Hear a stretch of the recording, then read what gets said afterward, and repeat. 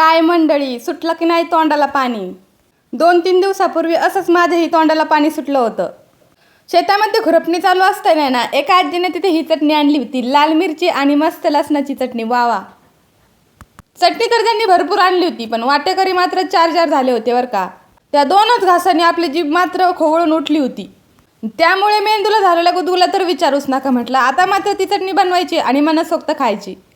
त्यासाठी ना थोडंसं गरम पाणी करून ना आपल्या ह्या लाल वाळलेल्या मिरच्यांना त्यामध्ये टाकायच्या, म्हणजे त्यांच्या नाकातोंडात पाणी गेलं ना त्याबरोबर मस्त टम फुगतील आणि नरम पण होतील. त्यासाठी सगळ्यात महत्त्वाचं लागणारं म्हणजे लसूण. 2-3 लसणाच्या पाकळ्या सोलून घ्यायच्यात. स्वयंपाकामधलं सगळ्यात बोरिंग काम कोणतं असेल ना ते म्हणजे हे लसूण सोलायचं. चटणीसाठी आपल्याला चवीनुसार मीठ घ्यायचं आहे, त्यामध्ये थोडेसे जिरे आणि थोडासा ओवा टाकायचा आहे. आणि ही चटणी ना आपल्याला पाट्यावरती वाटायची आहे बरं का, ते पण चिकन होईपर्यंत. बघा पाट्याचा कसला मस्त आवाज येतोय. चटणी तर आपली वाटून झाली, पण तिची चव ना दुप्पट करण्यासाठी आपल्याला काय करायचं आहे बघा. कढईमध्ये ना आपल्याला थोडंसं तेल गरम करून घ्यायचं आहे आणि त्यामध्ये आपली वाटलेली चटणी टाकून ना परतून घ्यायची आहे. आता या चटणीचा खमंग वासना सगळ्या घरामध्ये पोहोचून जातो बरं का. अशी चटणी ना मी लहानपणी माझ्या आजींच्या हातची भरपूर खाल्लेली आहे बरं का.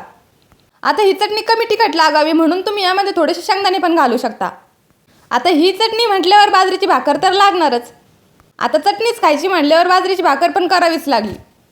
मग काय, मस्त बाजरीचं पीठ मळून घेतलं आणि थपथप भाकर पण थापून घेतली आणि लगेचच आपली बाजरीची भाकर पण खमंग खालून वरून ना मस्त भाजून घेतली. पण काहीही म्हणा मंडळी, बाजरीच्या भाकरीशिवाय ना कुठल्याच चटणीला जोड नाही. मला तर असं झालं होतं की कधी मी एकदाची या बाजरीच्या भाकरीवरती आणि या मस्त लाल चटणीवरती ताव मारते. भाकर भाजून घेतली आणि लगेचच त्यावरती ना मस्त अशी आपली चटणी पण घेतली. त्यावरती थोडीशी तेलाची धार पण घेतली आणि चटणी म्हटल्यावर कांद्याला आमंत्रण द्यावंच लागेल. कांद्याला कापून आपल्याला रडत बसायचं नाही बरं का, कारण आधी चटणी बघून ना तोंडाला पाणी सुटले आणि आता डोळ्याला पण सुटेल. त्यासाठी ना आपल्याला कांद्याला बुक्कीनं ठेसायचं, म्हणजे आपली थोडीशी ताकद पण दाखवायची.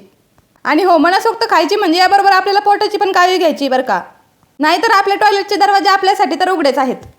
तर बघा मंडळी, मी तर चालले मस्तपैकी गरमागरम बाजरीच्या भाकरीवरती आणि या लाल चटणीवरती ताव मारायला.